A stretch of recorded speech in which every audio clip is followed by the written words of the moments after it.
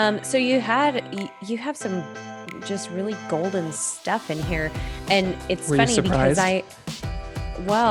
it's a little bit of a role reversal because your gold usually just comes straight out of your mouth during recording. It doesn't land on paper typically, is all I'm saying. Yeah, I know. I was channeling my inner Erin as I was doing this. Good job. It's like two and a half pages of like stuff. I was really like, wow. All right. Michael can be organized and he can think about things ahead of time. So proud of him. It's so good job, buddy. Thanks. Gold star.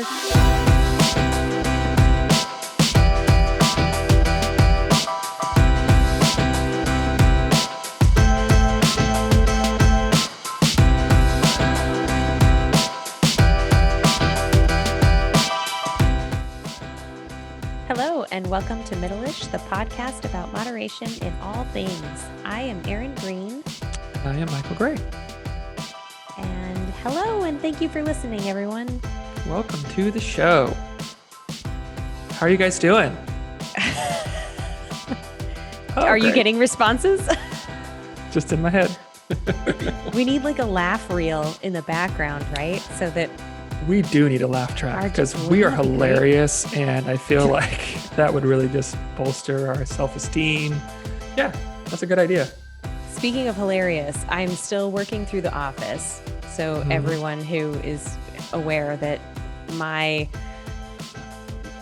just embarked on watching The Office this summer, I think, after finding out that Michael was a huge fan and that several of our listeners were like almost ready to not listen anymore because I had never seen The Office.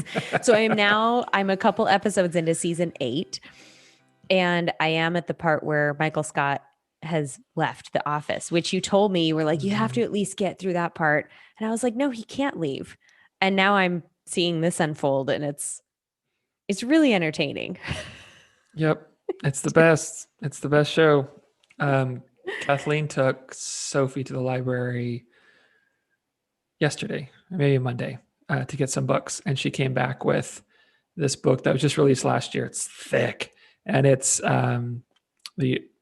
The Office, the untold story of the greatest sitcom in history or something. And it's just like an oral history, just told by cast and writers and producers and stuff. And so far it's great. It's just like really good insight into really honestly like how groundbreaking that show was as far as how they do comedy. And they talk a lot about how, previously, it's going to be an Office podcast, I guess. Previously, like sitcoms were about jokes, like set up and joke, set up joke, set up joke. And there aren't jokes in this show. It's just like watching people interact with each other.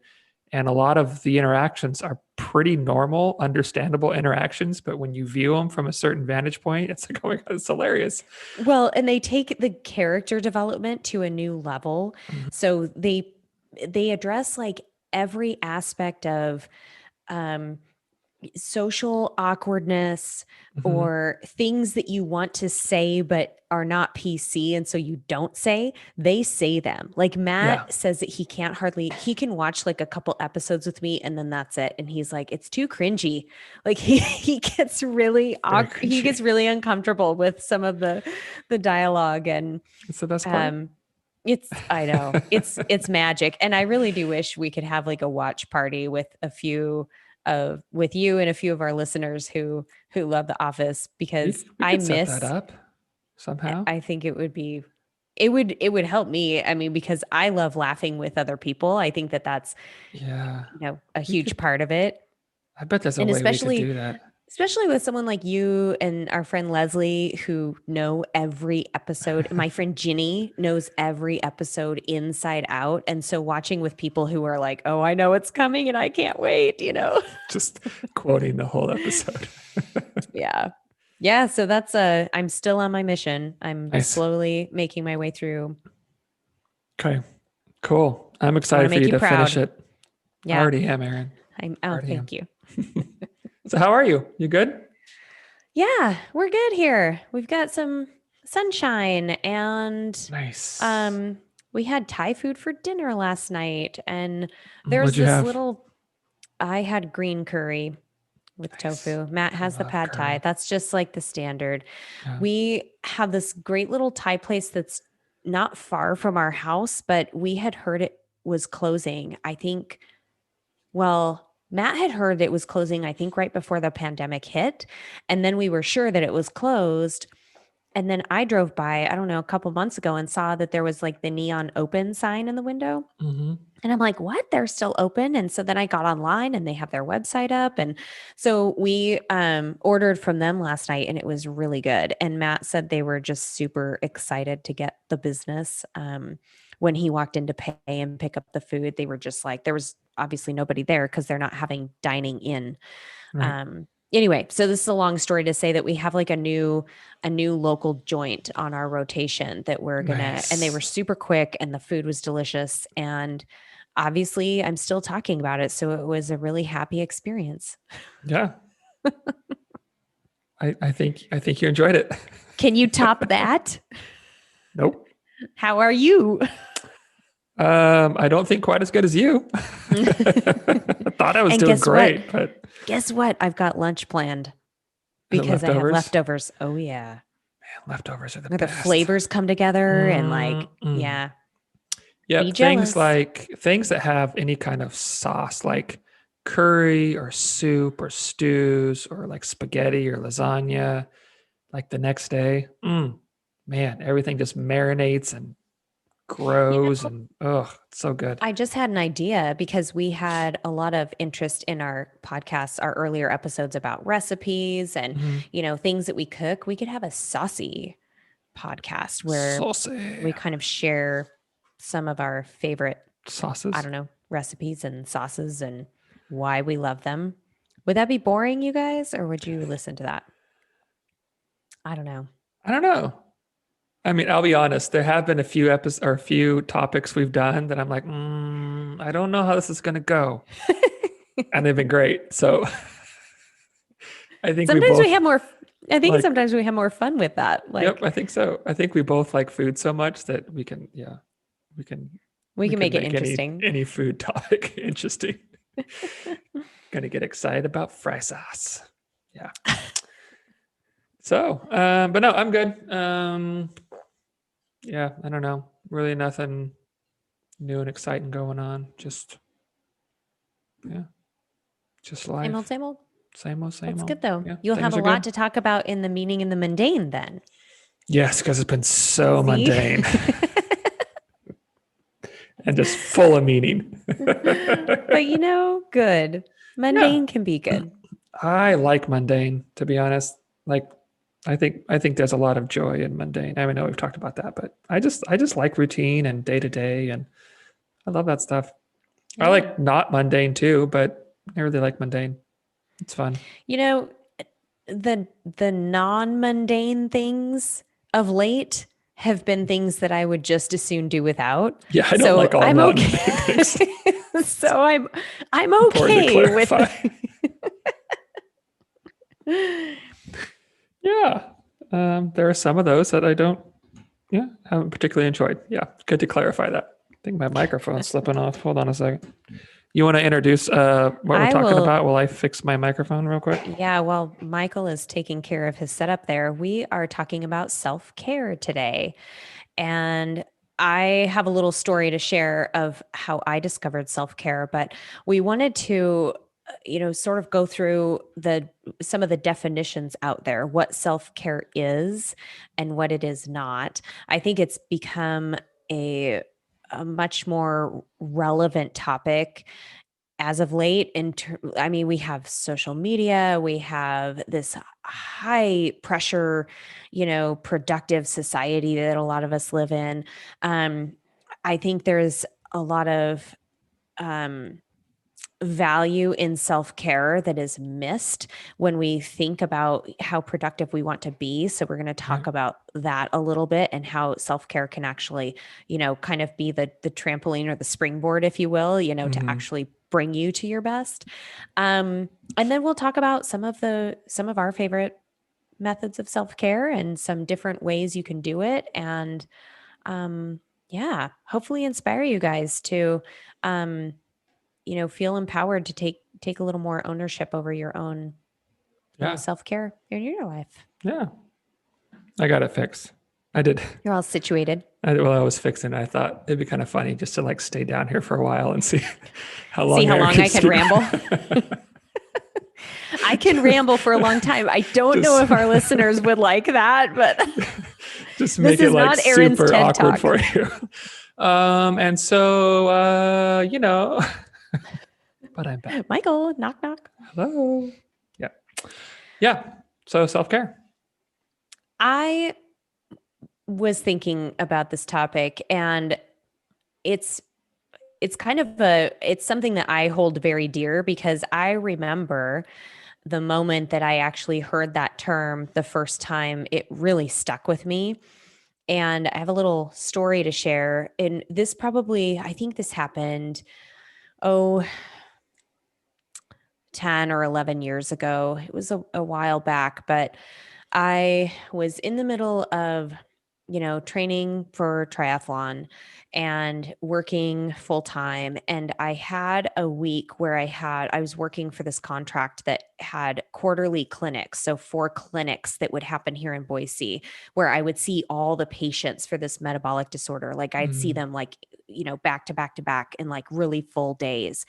And it was a lot. Like it on the days that I typically wouldn't work, I would have that clinic. And so my week was just like super full of work and training and just this hectic lifestyle. And I remember just feeling like I didn't have enough time on the weekends for like just being still and Mm, sleeping and doing some of the things that make me feel good going into the next week. So like little, house cleaning chores or grocery shopping or whatever.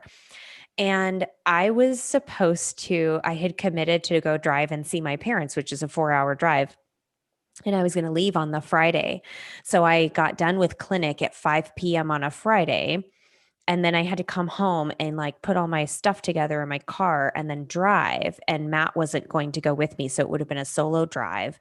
Um, and then get to my parents and then spend the weekend, spend basically Saturday with my parents and then have to drive back down to Boise on Sunday. So it was just like this extra, um, it felt more and more like a burden as my Friday went on. And all I could think of was, I just want to stay home. Like, I just want to stay home. I really don't want to do this. But I was so committed and obligated. Like, I'm going to see my parents. And I remember coming home from work and literally just having this meltdown with Matt and crying and saying, like, I don't want to go. I can't. But I have to. Like, I just felt like I had to do this thing. mm, And it no longer served the purpose that it was supposed to, which was going and spending time with my parents and, enjoying the drive and having a relaxing weekend. It felt like an extra thing I had to do. And it really sucked. And he was like, he kept saying, you don't have to go. You don't have to go. I knew if I reached out to my mom, she would say, you don't have to come. Like, she would be really, really good about it. And mm, she's always been that way. But I just was like, I felt so guilty. And to top it off, I was going to do something else with my friend, Kim, who is actually a therapist. And I texted her first and I was like, oh my gosh, I'm so exhausted. I don't know what to do. And I kind of just unloaded what was happening in my mind. And she goes, mm, uh, you need to stay home and you need some self-care. And I was like, what does that even mm, mean? And so we kind of had this little text conversation back and forth. And she just kept saying, like, to me, the message was, it's not what I'm failing to do. And that's what was burdening me in my mind, the things that I am not doing or not following through with. right. She instead put it in a context of, this is what you're actually choosing to do. You're being productive in this other direction and you're taking care of yourself. That is a thing that you need to do. It's not Mm, about being lazy and defaulting on all these obligations that you've right. created in your head. That was like this epiphany for me. And just for somebody to kind of give me permission to see it in that light and to sort of present it in that way. And of course, I didn't go, I stayed home. And it may sound like such a like everyday kind of silly thing.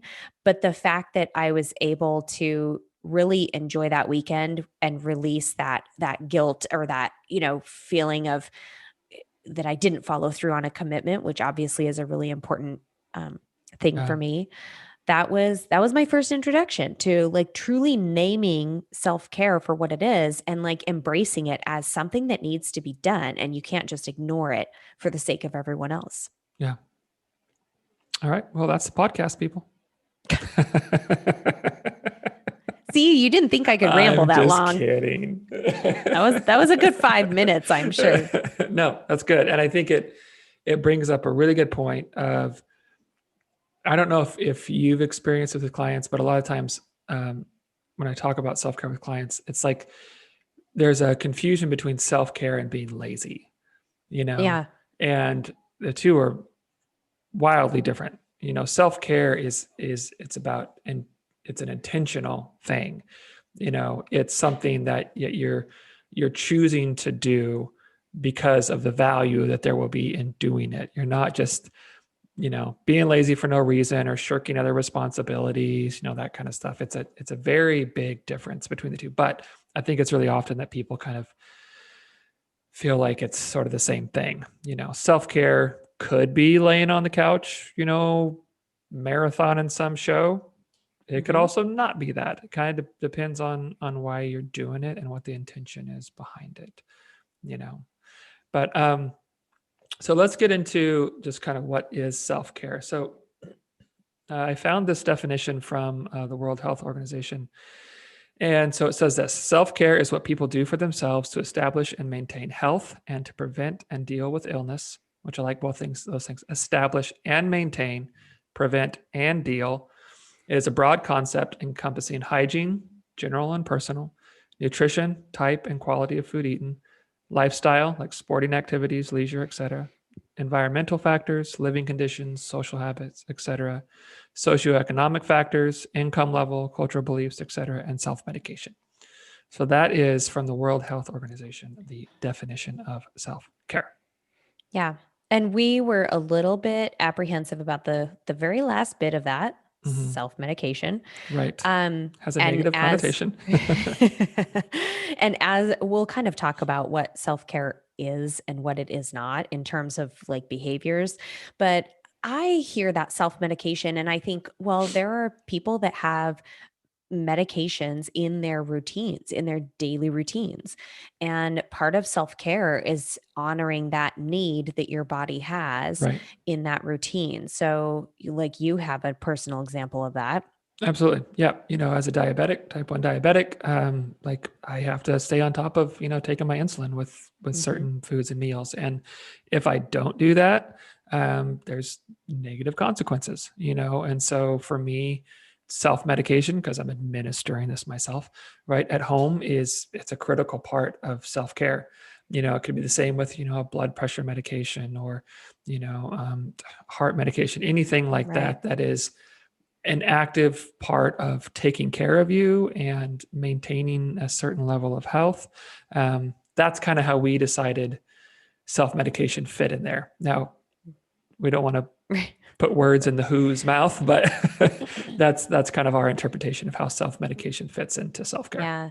And I would say, if you have an antidepressant or Mm-hmm. anti-anxiety medication or anything Yep. like that, that's another, really important piece for a lot of people that sometimes carries a stigma, where we have this like really contentious kind of argument right now with like pharmaceuticals and stay away from medication. But then there's like a lot of people in our society that actually need, some of these Right. pharmaceuticals and help. And so I think when I hear that included in self-care, I think of again honoring what your body needs in that realm in order for you to remain healthy, manage Right. disease, be emotionally well, be present in your day, whether it be at work or with your family or whatever. So, it's self medication sounds a little bit odd. We just wanted to kind of, Mm-hmm. clarify our interpretation of that.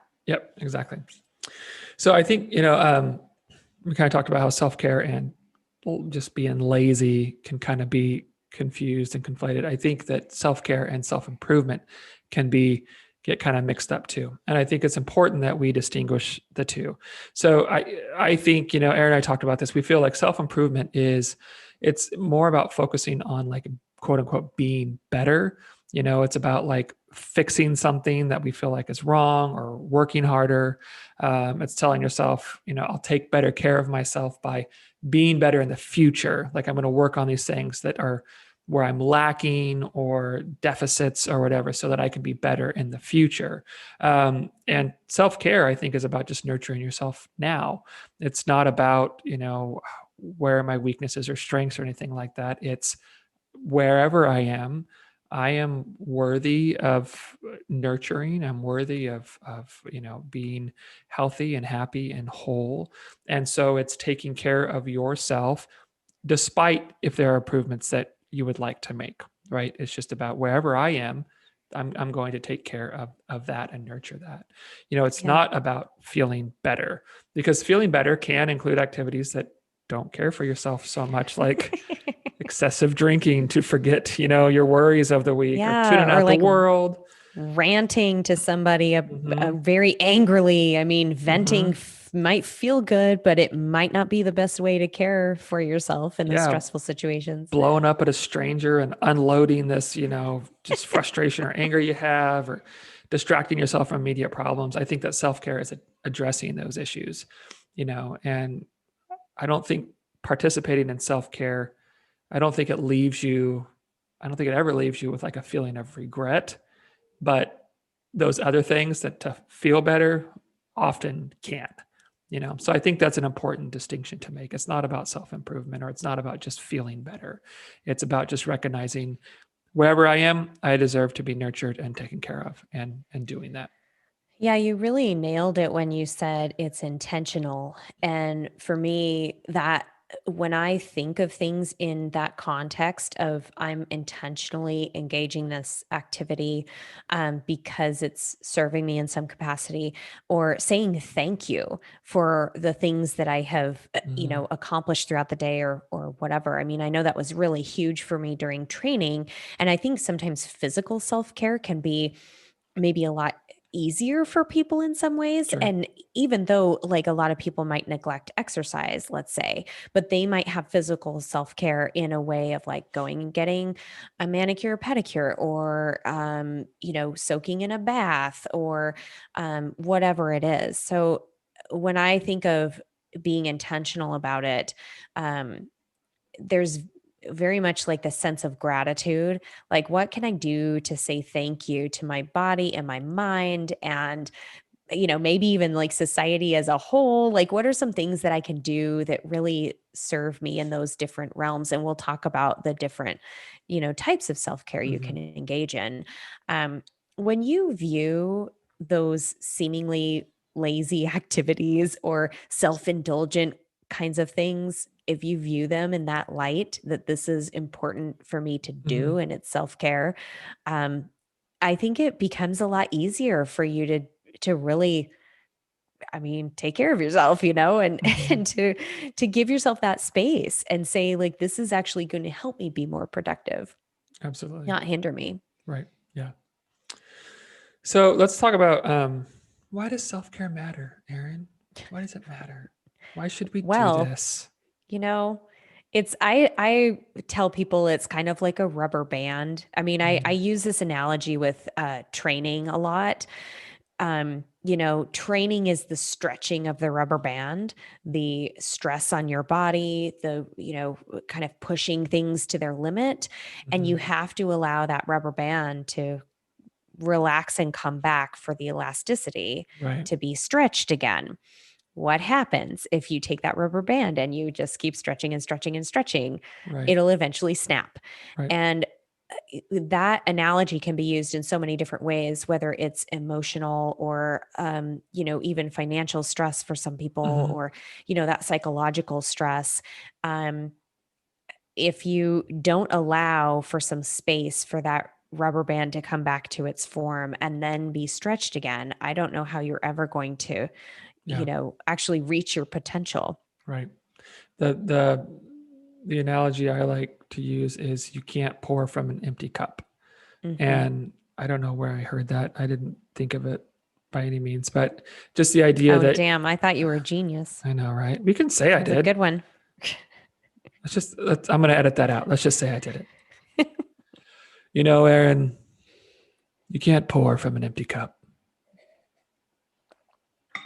Yeah.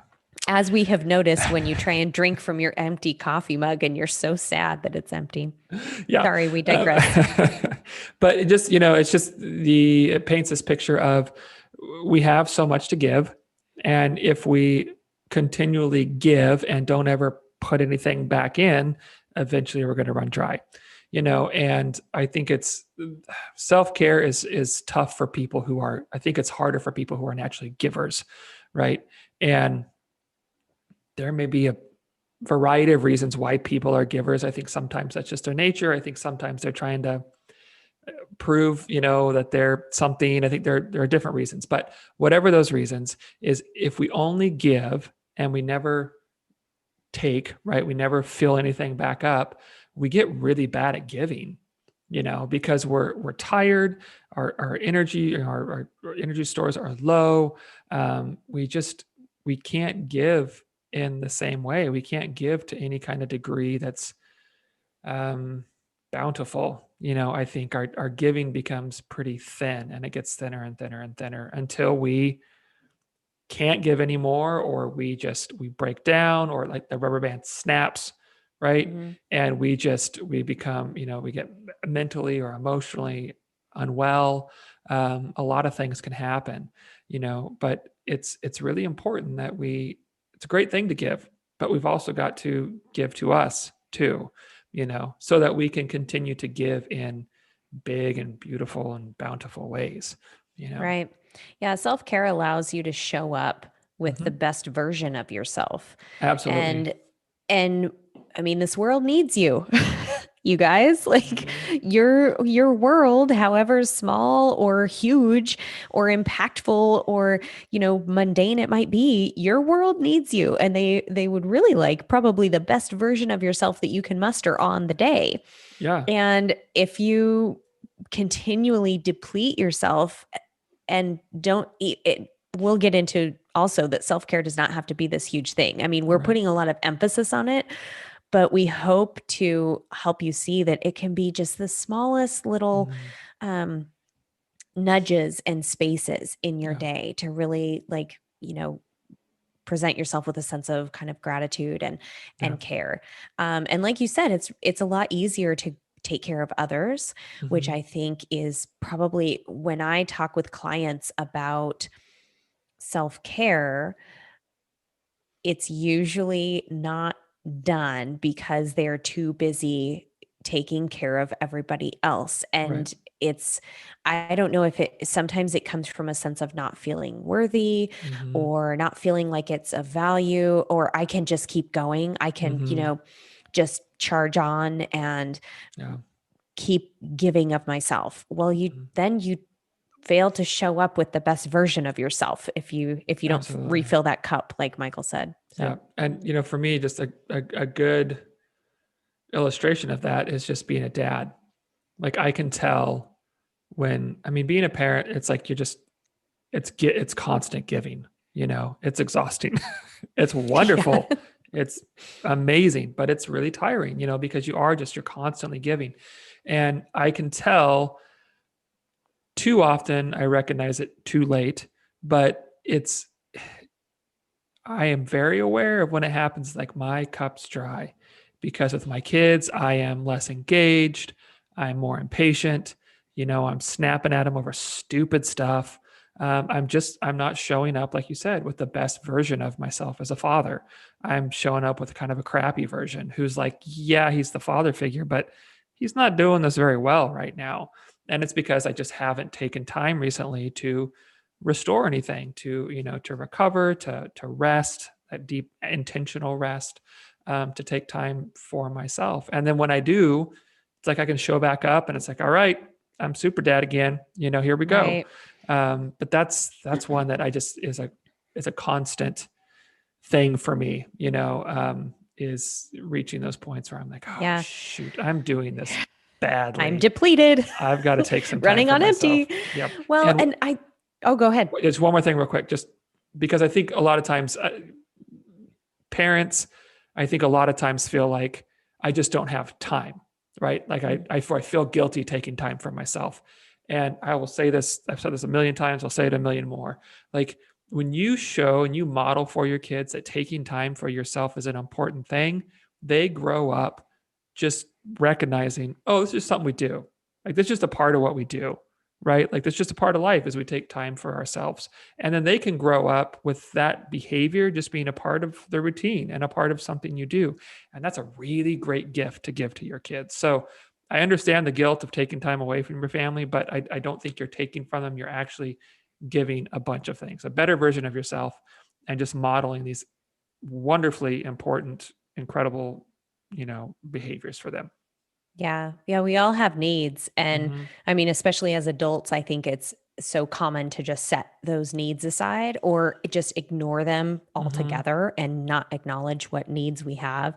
Mm-hmm. And it's really common for some people to neglect certain aspects of their self-care or their needs and focus on other needs that maybe feel more comfortable for you to fulfill. So I see this a lot with, say athletes that physical self-care, like taking care of their physical body in a manner of like, exercise and recovery and like nutrition and all this stuff has probably really, really comes naturally and Right. easy for them in many cases.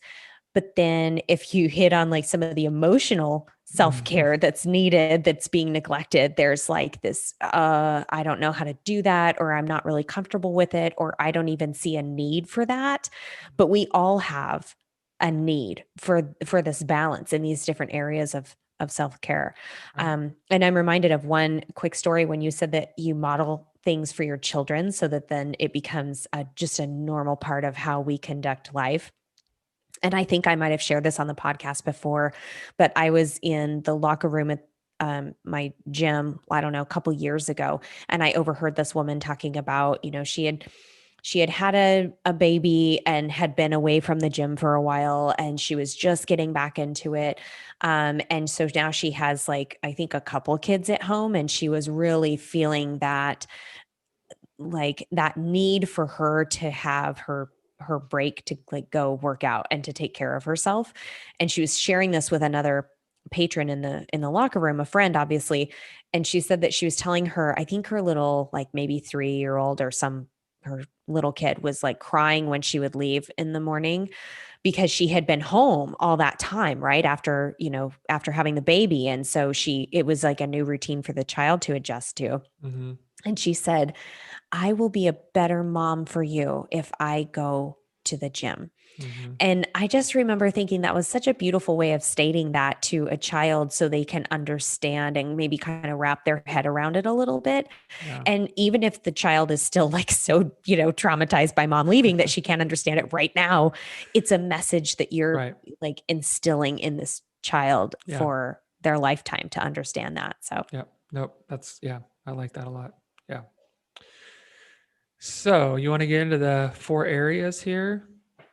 yeah. Self-care. So, yeah, we just have kind of 4 areas of self-care um, that we feel like are just really critical for self-care in a comprehensive way, right? Like the whole you, not just elements, because I think we too often, kind of pigeonhole self-care into diet and exercise. Mhm. It's like, okay, I'm going to eat better and I got to move more. And those are great things, but they're also missing out on a whole, maybe, maybe more important. I don't know, more important, but Yeah. maybe, Equally important. yeah, at Yeah. least it's equal. Yeah. Just kind of aspect of just being a healthy person. So we have these 4 areas of self-care. We have physical, which is, just like living, moving, breathing. Okay. Emotional, just loving, showing, kindness, good interactions with people you care about. Psychological, so just in the mind, just learning, thinking, growing, and then spiritual. just to connect with your purpose or a higher meaning. So those are the four, and we'll kind of dive into those a little bit deeper. But so we have physical, emotional, psychological, and spiritual.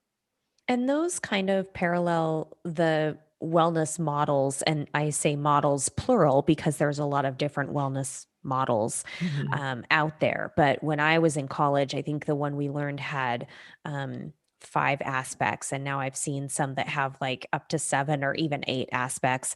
But really, like the wellness models that are put into practice and in the research reflect this sort of categorized approach, Mm-hmm. which I think can help some people then identify different areas that maybe are being, neglected Yeah. or that they're not as comfortable or they Right. don't know how to nurture themselves in those ways. And so Right. we'll talk a little Yeah. bit about that.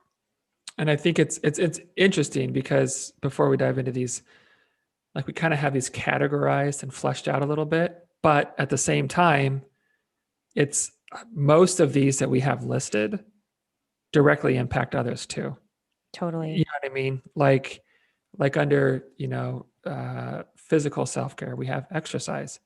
But you know what? Exercise, it affects your emotional and psychological and spiritual well-being too, I think. Yeah. It fits best under the physical, but there's so much like carryover from one to the other, which just goes to show that these are so, I think it's important to separate them out so we can kind of identify these.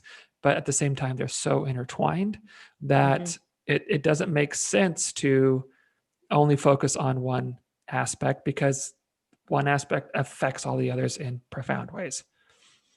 So, Yeah. yeah. Yeah. There's this harmony that you get Mm-hmm. from those different aspects. And I think as I have gotten more into identifying my own needs and acknowledging where self care is needed, I'll start sort of realizing like, oh, I didn't, I did this thing. I went for a walk because I've been sitting at my desk all day, but I didn't realize I actually needed that sort of spiritual connection with nature that I Mm-hmm. get.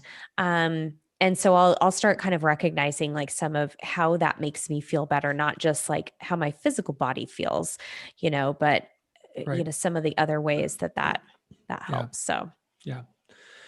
All right. So, physical self care. Let's dive into these. So, I think right at the top, the the obvious one is exercise or movement, right?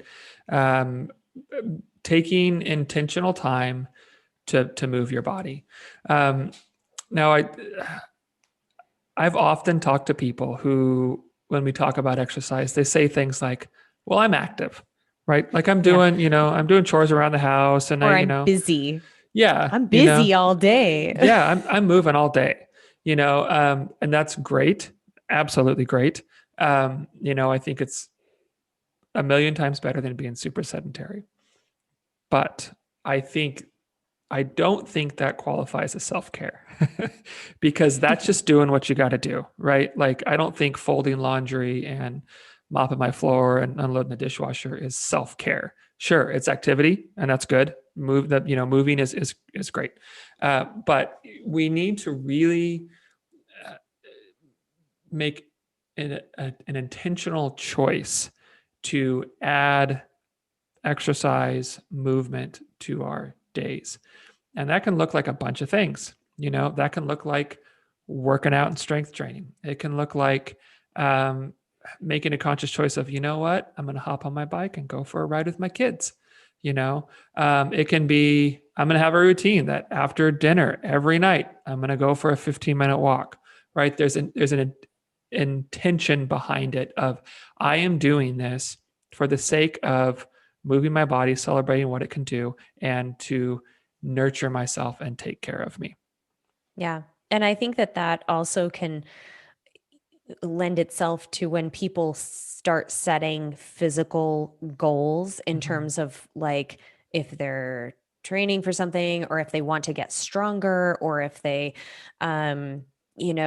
want to be more consistent with exercise. I think when you do look at it like this is also something that really nurtures my physical body, Mm-hmm. that can help just give you another incentive to Right. go and engage in that activity. So it's not just that I have to check this box because it's on the calendar or whatever. It becomes Right. like more incentivized as this piece that, Yeah, contributes to the whole. absolutely. But yeah, when exercise becomes more than just a means to get to some end, when it's Right. like, no, there's value doing it in the moment, and I recognize that value, how I feel better and I have more energy, and I just, I'm more in tune with myself. And when it has those kind of benefits that you recognize, that's a game changer. Yeah. Hmm. And some of the other common physical self-care activities would be eating nourishing food, Hmm. thanking your body through nutrition. That's a way that I like to phrase it. Hmm. Giving yourself the rest and recovery you need. So on the flip side of all that busy doing and, being on your feet all day or Hmm. whatever, your job maybe requires that, also allowing for physical rest and recovery too. Hmm. Um, and then, healthy living workspace, declutter. I think that's a really good point, that your physical environment Right. can have an impact on, again, it overlaps into some of those other aspects, the, emotional, psychological health, that physical space that you're in can Hmm. feel really good when I know some people are into, like, decorating, or again, the declutter and organization, I think can make a big impact. Yep. Great I combo. noticed that. Yeah. Yeah. Right. Spark joy. To spark joy. Um, I noticed that just the other day, walking to our bedroom. We had like some laundry that hadn't been folded and a couple other things that just hadn't been put away. And it had been there for like a week. You know what I mean? There were just like it wasn't bad, but just like a few things. And unbeknownst to me, Kathleen, folded laundry and put some things away. And I walked in, and it was just the things that we wanted to have in there. And I walked in and was like, oh my God, that feels good. Yeah. You know, this feels really nice. I didn't Oh, realize how just like these little bits of clutter, a few things on the dresser, and my nightstand was kind of messy. But having this thing just put away and decluttered, it was like, wow, this feels really good. that's so I funny. like a little bit of joy in this. Because Matt is very much like, he hates clutter, Hmm. and I can deal with like certain piles in the house, right? But I'm big on, like, clean. Like, I want things wiped down, or I want that spot, Hmm. wiped up off the floor or whatever. So this actually just reminds me, when you were talking about physical self-care, and how, like, doing chores isn't the same as going out and doing that Right. intentional walk or bike ride, or doing something physically kind of demanding of your body. Hmm. um it easily could be an emotional or psychological need, to Sure. do those chores. Hmm. So I think that's another thing to consider, is, even though this, activity isn't maybe fulfilling like your physical self-care needs, Right. it could be fulfilling another need. And that's where that Right. intention comes into play. Like, it feels good to do this thing Right. for me in some capacity. Yeah. Great point. Great point. Okay. You want to move on from physical? We good there? Sure. Okay. Emotional. Emotional. Emotional. So first off the bat is protecting time and energy, which I think you spoke really well to right at the start with your story about that weekend and going, to visit your mom. Um, it's I think once we kind of have some like awareness and some mindfulness about, once we learn to kind of listen to our bodies and what they're telling us, we can become really aware of that protecting time and energy, of going to your mom's would have been, or your parents would, a great thing, right? Like a fun thing. It wasn't about like Mhm. this was, oh, this is a bad thing I have to get through, or this is going to be a rough trip or anything like that. Mhm. In and of itself, on its own, it's a great thing. I go see my parents, and it'll be fun. Get away for the weekend.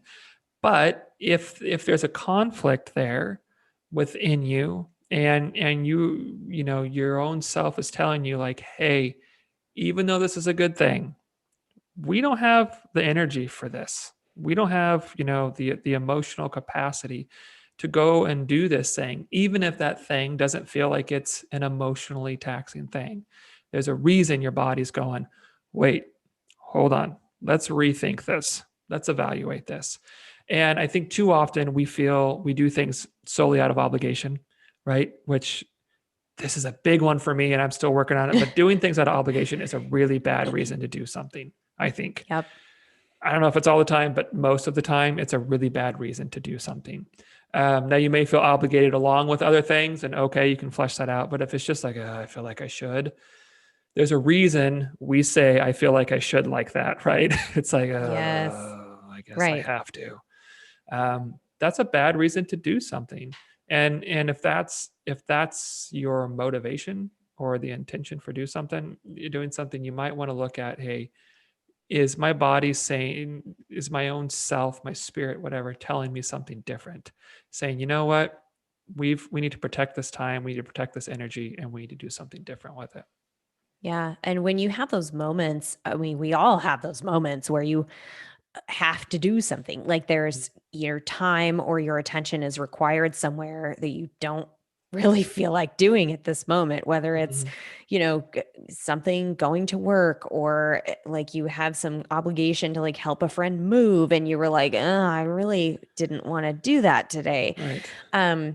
I think it does help to reframe some of those things in your mind. In fact, I was just talking with a friend of mine that I know listens to the podcast, so she'll enjoy this story. But we were just talking about how she was really having this sticky spot with her work where there was one part of her work that she just was loathing. Like every week when this day would come around, she was like, geez, I just like this just sucks. And it was really overpowering her entire outlook on her job in Mm-hmm. general, even though she could readily acknowledge, like, there are pieces of my job that I really enjoy. And so she, with the help of her mom, actually kind of like taking a look at this, it sounded very like broad for her to just say, like, I hate this day of the week. I hate this part of my job. Right. And so then it became, well, there have to be some parts of that that you do enjoy because that's always been part of your job, Right. and you've been doing this for so long that there's obviously a reason you stay. So the reframing, and this could be done on like a much more, micro kind of level. Like, I don't want to go fold the clothes, but Mm-hmm. then you do it because it feels better when it's Right. done. Right. If you're like Matt, you get to listen to a podcast when you do it. And so he'll pop in his earbuds and he'll just kind of have his little, Mhm. he'll make it more enjoyable. And so I think if you can, with this emotional piece of self care, a lot of it can be kind of reframing how you view Absolutely. Yeah. some of the influences on your day and some of the things that are maybe seeming like an energy suck, and kind of see if you can find the way to talk yourself through that. Well, actually, I do want to go do this activity because I like getting a paycheck, Right. or I enjoy my coworkers, Right. or you know, I don't know, there's delicious coffee in the break room. I don't know, whatever it is to get you like, kind of incentivized Yeah. in that way. Yeah. And then I would also say, if you're frequently having those feelings of, this is just sucking and taking from me and it is not serving me in any capacity, and I'm not getting anything out of this aspect emotionally, Mm-hmm. that's like a big red flag for you Yeah. to take a look at. Are you setting boundaries for yourself? Are you actually spending your time and energy in ways that are fulfilling for you? Do you need to ask for help, Mm-hmm. maybe in some of these ways, which is another thing that a lot of us really struggle with, is asking for help, Yeah. and admitting that maybe we're in over our heads or we don't know something. So those are really strong, emotional self-care activities Mm-hmm. as well. Yep. Yep. I'm glad you brought up that point about reframing because I think that is important because, like, using that helping a friend move example that you brought up, I never want to help anyone move. Right. I had to bring it up because Matt and I talk about this a lot. Like, who wants to spend a Saturday helping I know. someone move boxes from one place to another? I Like, know. no. Some people probably love it, Maybe. There's some sickos out there. There's some people with serious issues. Those But people probably own moving companies, probably, actually. yeah. But it's a really good point because it's like, okay, I don't want to help. I don't want to go help my friend move. But is there something along with that I do want to be? Do I want to be the kind of friend that helps my friends do sucky things? Yeah, I want to be that person. You know what I mean? Do I want to be the kind of friend that leaves my friend in a bind? You know, Mhm. no, I don't. And so there may be something else alongside that yeah, that you can reframe and focus on instead. But like Erin kind of said earlier, that doesn't mean anytime you feel like a pause that you have to reframe it, right? Because there may be, like you said, it just may be a bad situation, and it may be something that you absolutely need to not do. Yeah.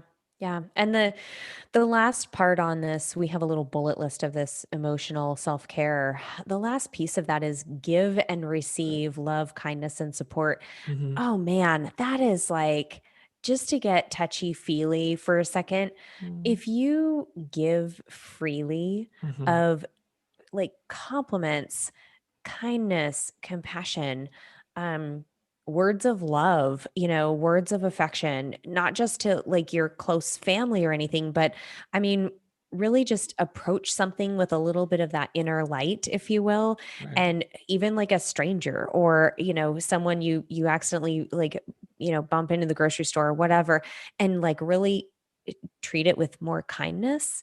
Mm-hmm. um Man, that feels good. Like it's Right. almost, I think it's almost more of a selfish thing to do because it really feels good within. Mm-hmm. But just rest assured you are imparting some positive energy on that other person too. Right. So I Yeah. think that emotional self-care in that realm is, you can give of yourself in an emotional way and it actually comes back to you Mm-hmm. really powerfully. So Yeah. that's Yep. my It's reciprocal thought for there. sure. Yeah. Yeah. And then along with emotional, you can have things like, having strong boundaries in relationships, engaging in positive interactions, removing or limiting interactions with negative people and energies. Like we've talked Unfollow. about before, unfollow. Unfollow. Yep. Right? Like if you're following someone who just makes you feel like shit on a regular basis, why are you following them? Get it out of your Right. life. How does it serve you? Yeah. And then spending quality time with loved ones, because it's easy to spend time with loved ones and not have quality time. I think, Hmm. again, parent illustration, it's easy to go through a day and spend a day surrounded by my family, but did I engage in any kind of meaningful way? Was there any kind of quality time, or were we just kind of around each other? And those days you know I'll put the kids to bed and be like, God, I feel like I haven't even seen you today, even though I've seen you all day long. There hasn't been that connection, that Hmm. quality to the time that we've spent. So that's important too. Yeah. Yeah. And then, a psychological, I think, is very much related to the emotional side. And Mhm. you guys will probably be listening for, there will be a lot of parallels here and overlap. Um, but I also think psychological is more on the realm of like growth and development. So it's not as much of that emotional, what I need and kind of relational stuff. It's a little more, I think it almost coincides with like intellectual. There's when you look Yeah. at the wellness models, intellectual is a separate piece, but I think under this psychological self care that we have here, I think that could fall with intellectual as well. So we have things on like professional and personal development, focusing on the things that you can control and letting go of the things you can't, increasing mindfulness and awareness, things like that. Yeah, for sure. And I think, would you put like stress management under psychological? Would that be Sure. more emotional? There's kind of a blend there, huh? I think stress management, I mean, well, so I think of like emotional, psychological a little, and I'm sure that there's probably a lot of psychologists out there that could suss this out better than Mm-hmm. me. But I tend to separate them by emotional is much more of that like kind of visceral feeling, type of thing, and like how you relate to other people Mhm. versus psychological is maybe a little more conscious thought Yeah, and a little more logic brain and sort of systematically approaching things. sure. I see that. Um, is that, I mean, Mhm. that's kind of how I'm interpreting these things, but there might be a better explanation out there. No, I think that works. Yeah, I like that. I think, and you made a good point of there's how'd you just say it? About like, like the professional, like their growth. I think Yeah. the psychological piece is really about growth too, Hmm. which is different from what we said earlier about like self-improvement. I don't think self-improvement and growth are the same things. I think they look Hmm. similar. I think self-improvement goes like, oh, here's where I'm lacking. I need to I need to fix this weakness, right? Where growth is about just here's where I am and here's next steps. Here's tending to and cultivating things that are already happening and getting them to flourish. And under that umbrella of growth, I think we see things like, working on being more mindful and aware of how we interact with the world, of how we receive information or criticism or things we tell ourselves, journaling, prayer, meditation, these kind of things, personal reflection, take time to be introspective or just to read on ways to just kind of cultivate these things that are already kind of springing up in us. So I think you made that's a great point. That I think the huge piece of psychological self-care is just about growth and growing and tending the Right. garden, you know? Yeah. Yeah. And I think this is another area that people are not, I don't want to say they're not comfortable with approaching this. I feel like a lot more people I encounter when I'm having the self care conversation, are a lot more people are really reluctant to engage in the emotional self care. But the psychological self care is almost like they only kind of keep it on the surface, right? Like, well, yeah, I Mm-hmm. read. Well, yeah, I kind of write in my journal once in a while, but like that kind of deeper, like you said, the reflection, that personal development, and really making it intentional. Mm-hmm. I think sometimes people get a little either like stuck in headlights because they're just like, I don't even know how to Right. approach this. But then there's also a stigma with psychological work, and Mm-hmm. self-help books and whatever. Um, Right. It's so I it's think, cheesy and yeah, cheap kind of. yeah, Yeah. yeah. So psychological self-care, I think can, oh man, I mean, it's massive for me. And I can actually feel when I'm not attending to that very well because my brain tends to get really muddled. I don't really feel confident in like that next move or how I'm learning or how I'm approaching a certain Right. project in my work. Um, I'm very good at identifying like emotions and how I'm feeling, but then actually turning that into, I think the psychological piece is a little more like, how do I kind of translate this into behavior and growth, like you were saying? So, Right. yeah, that's another, area Mm-hmm. to be aware of and attend to. And I think I have zero data for this. This is just N Michael's equals one. thoughts. Yeah. Yes, exactly. But I have a suspicion that a lot of people's unhappiness and discontent with life comes from just years of zero growth, Mm, right? Like I think there's emotional discomfort and pain when we don't grow, when we've just mhm, sat in the same place for a long time. I would be surprised if that wasn't at least a big part of for a lot of dissatisfaction for people, because I think it's easy. I think you look around, people and you talk to people and stuff, and you get to know people, and a lot of people just haven't grown for a long time. It's kind of like Groundhog Day, right? It's just the same right. thing day after day after day, and I'm in the same place, and they have the same limiting beliefs, and all that kind of stuff. And I think Mhm, there is a lot of joy and happiness and just like fulfillment with life when we're growing, when we're being pushed into new uncomfortable places. And there's that, that term eustress. It's like, it's not so much stress that it's overwhelming, but it's enough Yeah. stress to demand a response, an adaptation. And I just think there's just so much benefit to living in that space, not all the time by any means, but of continual growth Hmm. and development. Yeah. Yeah. And forcing yourself to just think in a new way, whether it's learning a new skill or language, or, switching jobs. Um, Mm-hmm. there's a lot of different ways that growth can happen. And if life isn't presenting you, I mean, a lot of people, I think, just they find their career of interest, or they just start working straight away and just Mm-hmm. making a paycheck. um they have families maybe, and they do some, just engaging kinds of things, but there isn't like that cognitive challenge of thinking in a different realm, or like kind of forcing your brain out of that comfort zone of doing the same thing over and Mm-hmm. over, and that predictability. So Yeah. yeah, that's a good point. Thank you. Appreciate Yeah, that. you're a smart one, Michael Gray.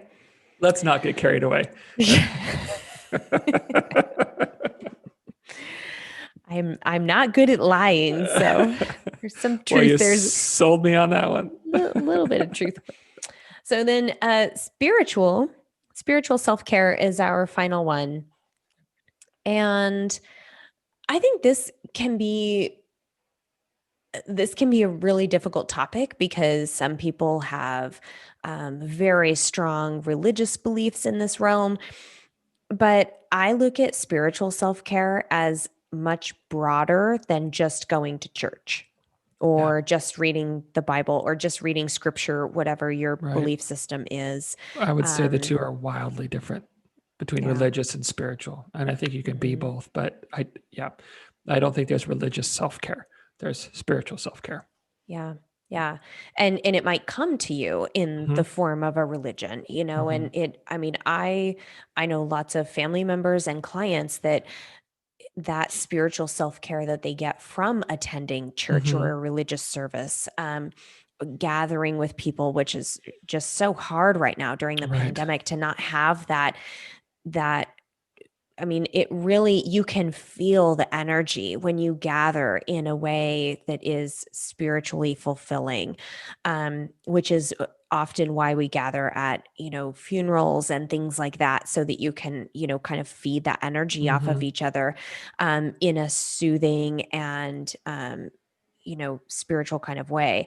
So there's other ways, though, to get that spiritual self care. And one of mine that I will say is being in nature.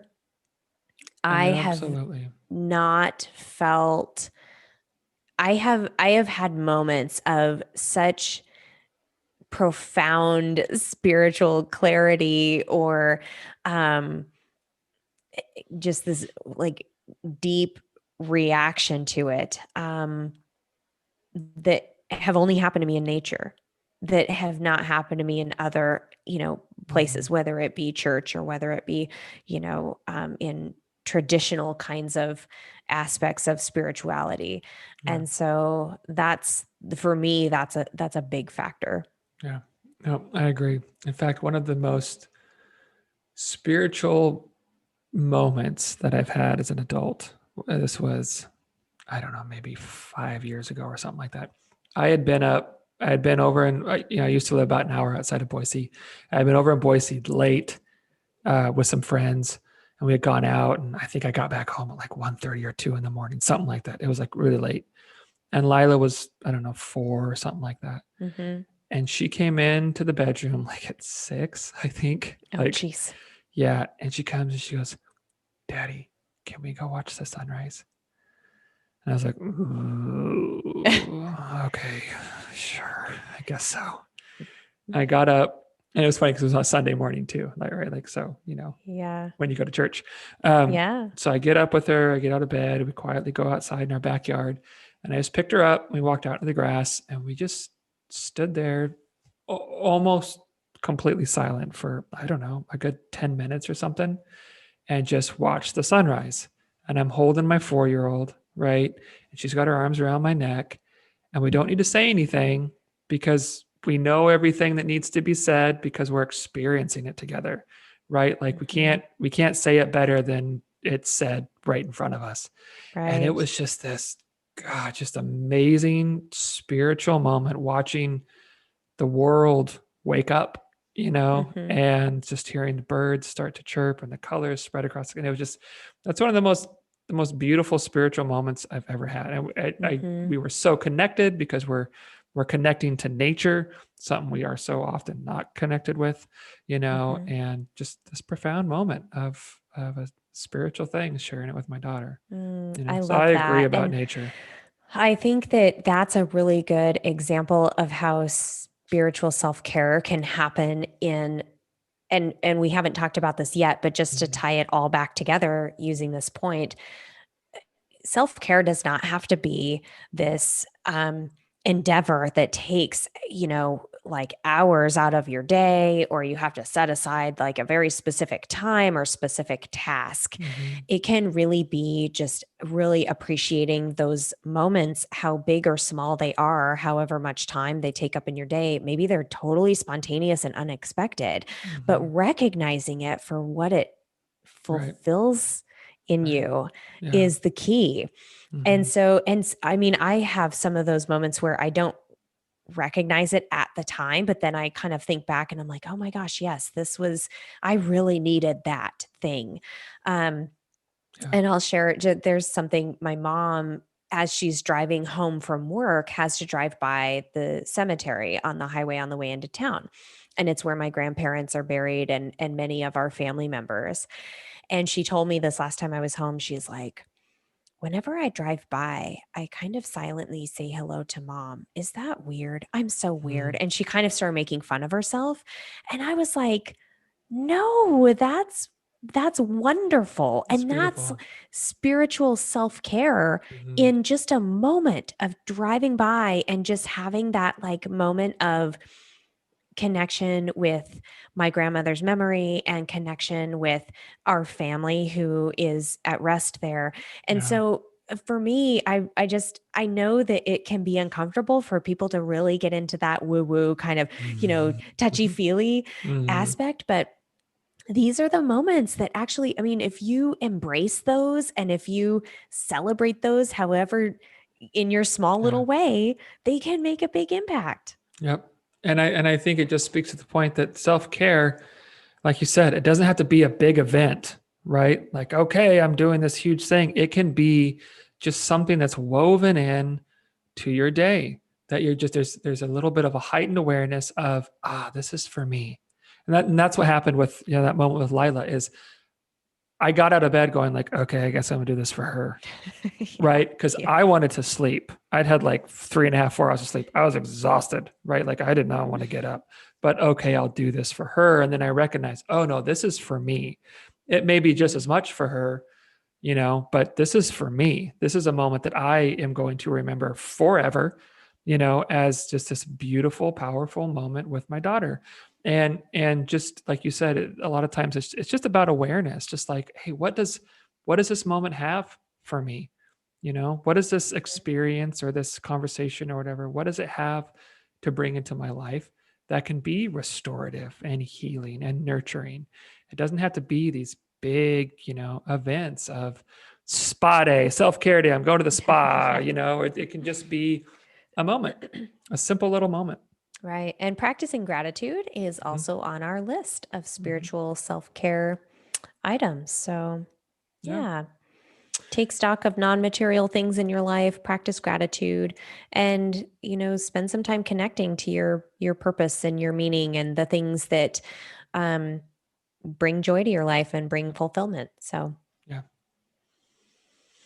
All right. that's good. Yeah, That's that was good. it's good stuff. All right, Yeah. people. So we hope that you find some ways to practice some self care. If Hmm. you have a little suggestion or a ritual that you do or a practice, we would love to hear about it. Yeah. Shoot us an email at middleish@gmail.com. We'd love to hear how you guys take care of yourselves or if there's been any insights from today's episode. Yeah. Yeah. And with that, it should be pretty easy to do a meeting in the mundane because we just like went through a whole bunch of I know, little right? moments. Yeah, I can go. Mine was Go for yesterday. it. I was just in a weird, like, sometimes you just get in a funk. And I just like, I mentally was just like struggling with work and just frustrated with things that shouldn't have frustrated me. And that just kind of snowballed into this whole thing. And I was just really just, it wasn't terrible, but it wasn't good. And I told Kathleen yesterday, it's like, I think 1:30. I had a phone call. I said, after my phone call, I'm just going to go for a walk. She's like, okay. And it was beautiful. It was like 74 and sunny, like a light breeze, just a Mm, gorgeous day. And so I finished my phone call. I was like, all right, I'm leaving.